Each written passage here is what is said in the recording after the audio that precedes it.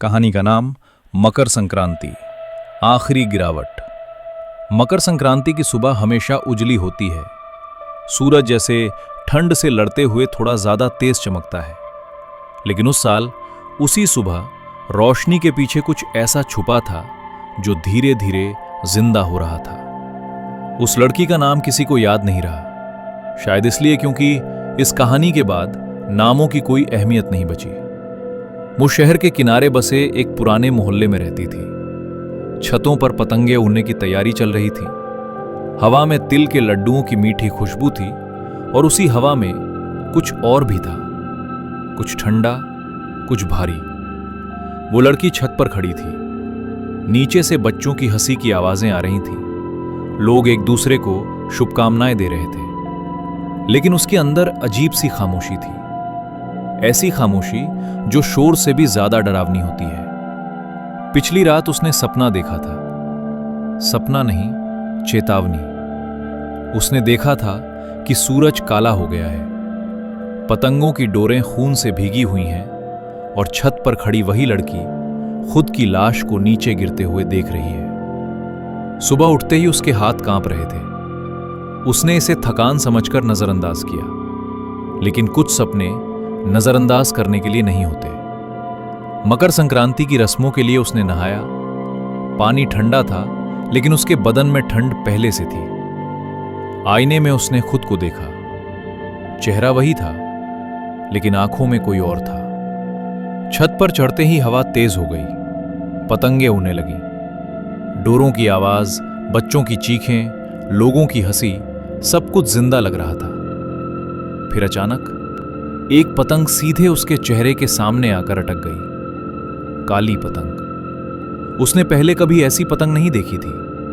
न उस पर कोई रंग था, न कोई निशान, सिर्फ काला कपड़ा और बहुत ठंडी डोर। जैसे ही उसने डोर को छुआ, उसके हाथ सुन्न हो गए। दिल की धड़कन एक पल के लिए रुक गई। उसी पल हवा में फुसफुसाहट गूंजी।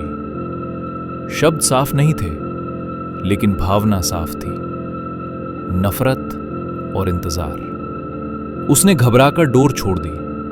पतंग हवा में लहराई और फिर छत के कोने पर अटक गई। किसी ने नीचे से आवाज नहीं दी, किसी ने देखा भी नहीं, जैसे वो पतंग सिर्फ उसी के लिए आई हो। वो पीछे हटी। छत अचानक बहुत बड़ी लगने लगी। आसपास लोग थे, फिर भी वो अकेली थी। उसने सूरज की तरफ देखा, उजला, लेकिन आंखों में चुभता हुआ। उसी समय उसके सिर में तेज दर्द उठा।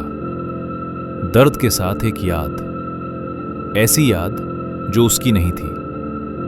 उसने खुद को बहुत साल पहले इसी छत पर देखा, लेकिन तब वो लड़की नहीं थी, तब वो कोई और थी।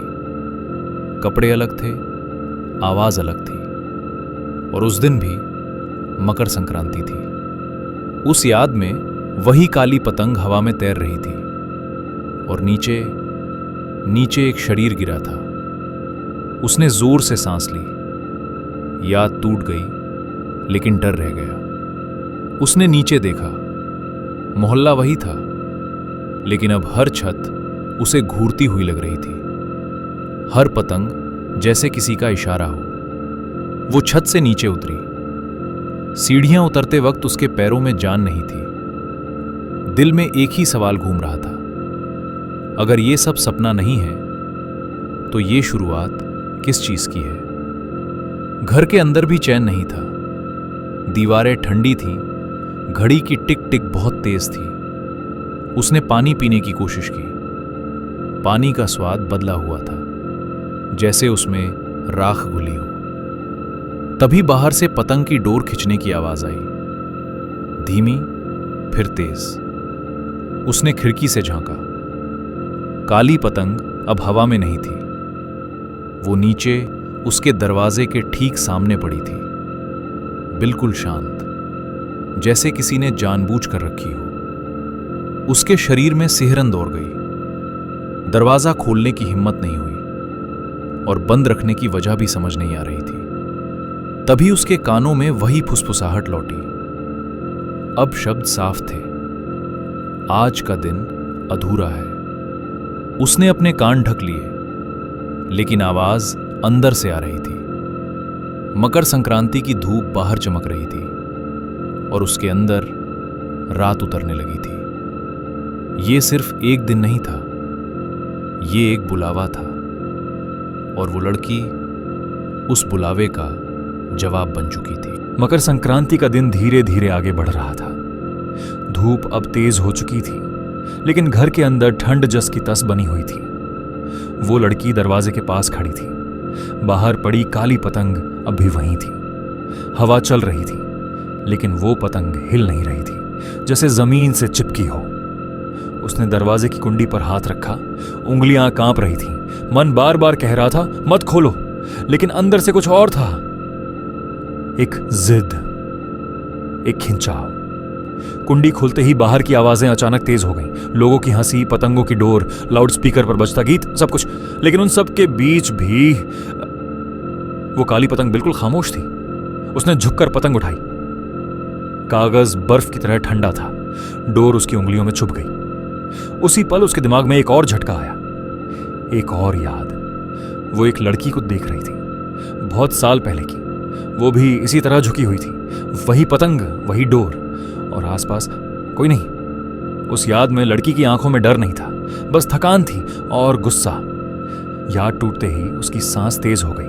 उसने पतंग जमीन पर गिरा दी, लेकिन तब तक बहुत देर हो चुकी थी। डोर अब उसके हाथ से चिपक चुकी थी, जैसे चमड़ी के अंदर घुस गई हो। उसने जोर से खींचा, दर्द हुआ, लेकिन डोर नहीं छूटी। उसे ऐसा लगा जैसे कोई उसे छत की तरफ खींच रहा हो, धीरे, बिना जोर लगाए। उसने दीवार का सहारा लिया, पैर लड़खड़ाए, दिल जोर जोर से धड़कने लगा। तभी उसके कानों में फिर वही आवाज आई। अब फुसफुसाहट नहीं थी, अब आदेश था। ऊपर चलो। उसने सिर हिलाया, ना कहना चाहा, लेकिन शरीर उसकी बात नहीं मान रहा था।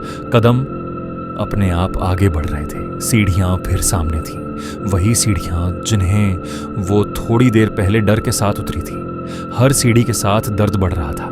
डोर अब उसकी कलाई में गहरी धंस चुकी थी। खून नहीं निकला, लेकिन जलन थी, ऐसी जलन जैसे अंदर कुछ टूट रहा हो। छत पर पहुंचते ही हवा फिर तेज हो गई। आसमान में पतंगों का जाल था, लेकिन उसे सिर्फ एक ही दिख रही थी। न काली पतंग अब हवा में तैर रही थी।